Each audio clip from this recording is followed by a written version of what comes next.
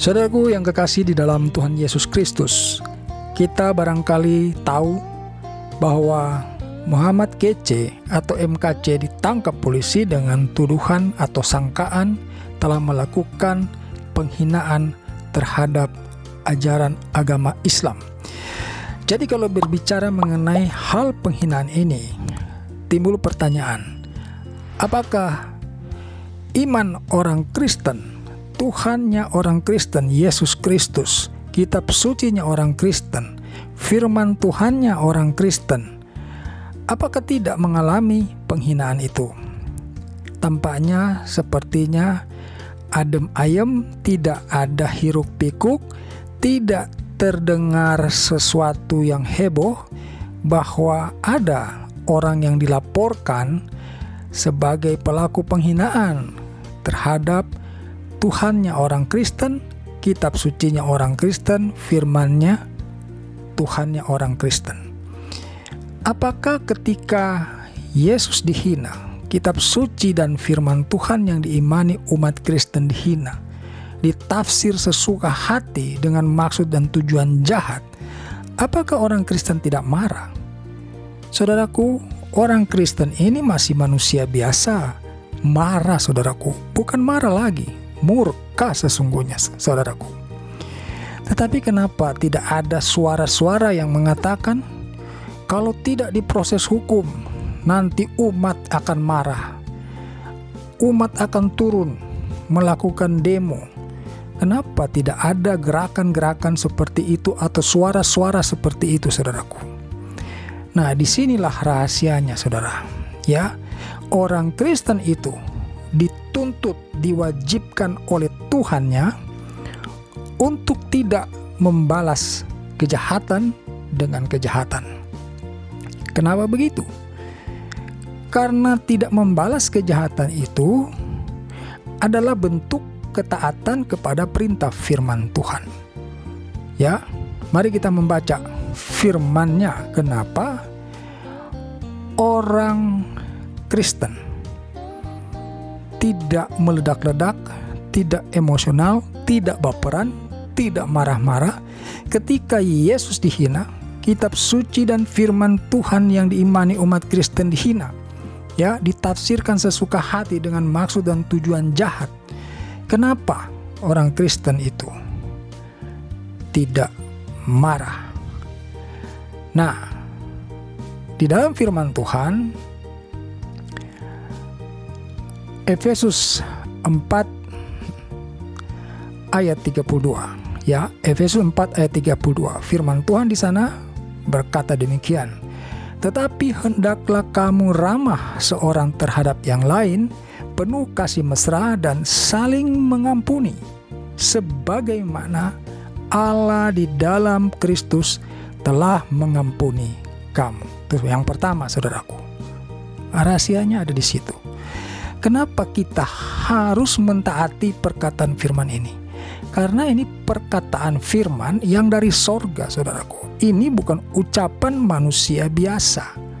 Ya, ini bukan teori-teori book, ya, atau buku-buku teori.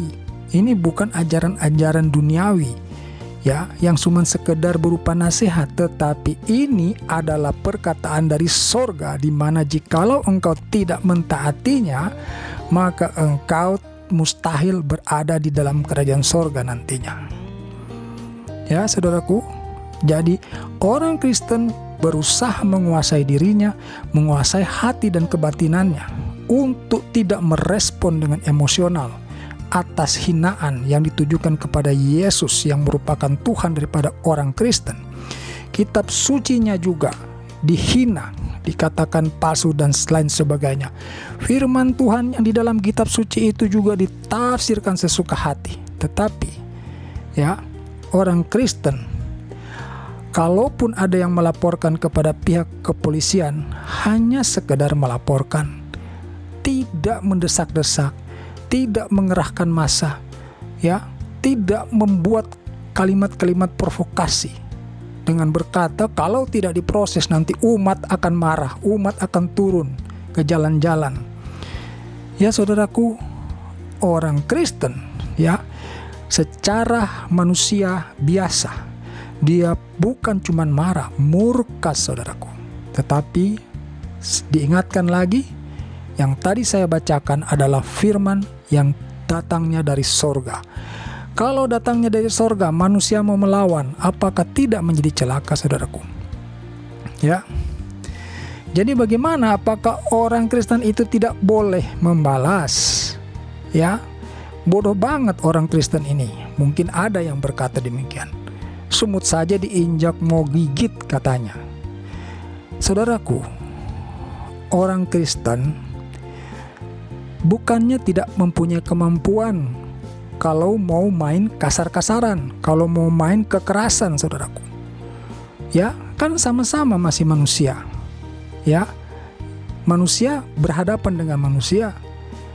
Ya, saudaraku, kalau kita bicara skala yang lebih besar, Amerika misalnya dengan persenjataan begitu kuat. Ini Amerika ini kan kita harus akui adalah sebuah negara juga dengan latar belakang background Kristen. Tetapi tidak menggunakan kekuatannya dengan semena-mena untuk menindas atau menjajah negara lain. Ya saudara, kembali lagi kepada kita yang menjadi umat daripada Yesus Kristus, bahwa diajarkan supaya kita menguasai diri kita untuk tidak membalas kejahatan dengan kejahatan. Ya, bukan orang Kristen ini bodoh saudaraku, tetapi orang Kristen sedang mempercayakan pembalasan itu kepada Allahnya saudaraku. Ya, jadi jangan salah paham. Ketika orang Kristen tidak melakukan pembalasan, itu artinya orang Kristen tersebut sedang mempercayakan pembalasan itu kepada Allahnya saudaraku. Percaya bahwa Allahnya itu, Bapa yang di surga itu sanggup ya untuk melakukan itu. Kita lihat di dalam Roma 12 ayat 19 ya. Roma 12 ayat 19. Saudara-saudaraku yang kekasih, janganlah kamu sendiri menuntut pembalasan, tetapi berilah tempat kepada murka Allah, sebab ada tertulis, pembalasan itu adalah hakku, ya, hakku. Ku di sini adalah huruf besar, adalah hak Bapa yang di sorga. Akulah yang akan menuntut pembalasan, firman Tuhan. Ini saudaraku, perkataan-perkataan ini adalah perkataan yang datang dari sorga saudaraku. Ini adalah firman daripada Bapa yang di sorga. Itulah mengapa orang Kristen yang belajar firman Tuhan dengan baik dan benar, mereka mampu menguasai diri. Kenapa? Karena mereka percaya kepada Bapa yang di sorga, bahwa Bapa yang di sorga adalah satu-satunya yang mempunyai kekuatan yang besar, tidak ada tandingannya, sanggup untuk melakukan pembalasan itu dengan kekuatannya sendiri tanpa harus ditolong-tolong oleh umatnya. Demikian saudaraku. Jadi saudaraku, ajaran Yesus itu adalah ajaran mengenai kasih. Tidak ada ajaran yang bersifat multitafsir. Ya, Yesus tidak pernah mengajarkan di satu sisi dia berkata engkau harus mengasihi dan mengampuni musuhmu, lalu di dalam firman yang lain mengatakan engkau harus menghajar atau bahkan membunuh musuhmu. Tidak ada saudaraku ya. Hanya satu yang diajarkan, bahwa umatnya harus mengampuni ya dan mengasihi saudaraku. Ya, maka dikatakan di dalam Roma 12 ayat 20. Tetapi jika seterumu lapar, berilah dia makan. Jika ia haus, berilah dia minum. Dengan berbuat demikian, kamu menumpukkan bara api di atas kepalanya. Haleluya, saudara. Jadi orang Kristen ini tidak perlu harus berlelah-lelah meluapkan emosinya. Kenapa? Karena percaya akan firman-firman Allahnya, firman yang Bapa dari sorga. Saudaraku, yang barusan saudara dengar itu adalah firman daripada Bapa yang di sorga, yang berkata kepada umatnya, kamu harus memberi makan kalau musuhmu itu lapar. Kalau dia haus, beri dia minum. Ya, sebab dengan berbuat demikian, kamu menumpukan bara api di atas kepalanya. Saudara, inilah yang orang Kristen mau percaya, ya, sehingga mereka tidak harus berlelah-lelah mengeluarkan energi, ya, sampai emosi ke ubun-ubun untuk membalaskan hinaan-hinaan kepada Tuhannya orang Kristen ini.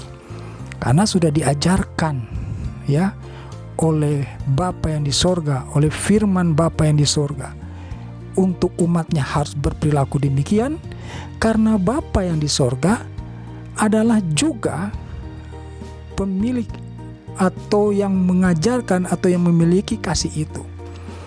Jadi Bapa yang di surga adalah oknum yang mempunyai kasih, yang mempunyai pengampunan, dan itu yang diajarkan kepada umatnya, saudaraku. Seperti yang kita baca tadi dalam Efesus 4 ayat 32. Ya, tetapi hendaklah kamu ramah seorang terhadap yang lain, penuh kasih mesra dan saling mengampuni, sebagaimana Allah di dalam Kristus telah mengampuni kamu.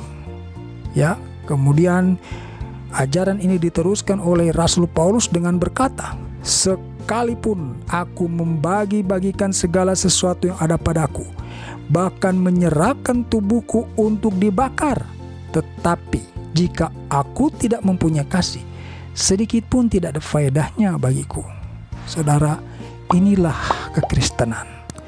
Inilah yang diajarkan oleh Tuhannya orang Kristen, sehingga orang Kristen itu tidak harus melibatkan diri di dalam urusan-urusan kekerasan, saudaraku.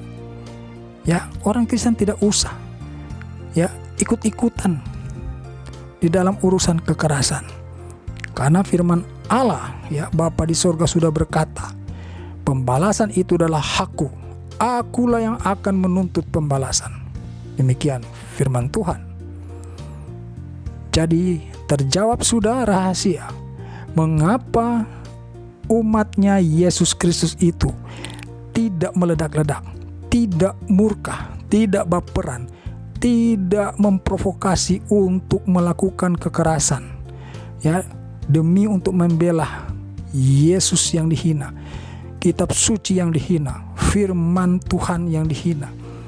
Ya, bukan mereka, bukan umat Tuhan itu tidak mempunyai nyali atau penakut atau tidak mempunyai kekuatan untuk melakukan pembalasan, tetapi umat Tuhan ini sedang menaruh percayanya kepada Bapa yang di sorga yang sudah berfirman bahwa pembalasan itu adalah hakku, akulah yang akan menuntut pembalasan. Semua firman Tuhan yang saya sampaikan ini adalah perkataan-perkataan yang datang dari sorga. Yesus adalah Tuhan. Itu dibuktikan melalui firman. Ya, firman Tuhan di dalam Lukas 2 ayat 11. Pada hari ini telah lahir bagimu Juru Selamat Kristus Tuhan di kota Daud. Ini firman disampaikan oleh malaikat. Jadi kita sungguh percaya Yesus itu adalah Tuhan. Bagi yang mau menghina, engkau akan menerima pembalasan, ya, bukan dari umat Yesus Kristus, tetapi dari Yesus itu sendiri. Kapan itu akan terjadi? Saya tidak bisa mengatakan, tetapi itu pasti, karena yang disampaikan firman ini adalah betul-betul dari sorga. Ini bukan perkataan manusia biasa. Ini adalah firman daripada Yesus Kristus yang adalah Tuhan, yang kelahirannya disampaikan oleh malaikat. Seperti yang saya sampaikan tadi. Sekali lagi di dalam Lukas 2 ayat 11. Pada hari ini telah lahir bagimu Juru Selamat Kristus Tuhan. Saudara yang mau percaya, saudara diselamatkan. Saudara yang terus mau menghina, saudara akan menerima pembalasan. Karena itu adalah firman. Dan firman pasti ditepati. Demikian renungan kali ini. Kita jumpa pada renungan yang lainnya lagi. Haleluya. Amin.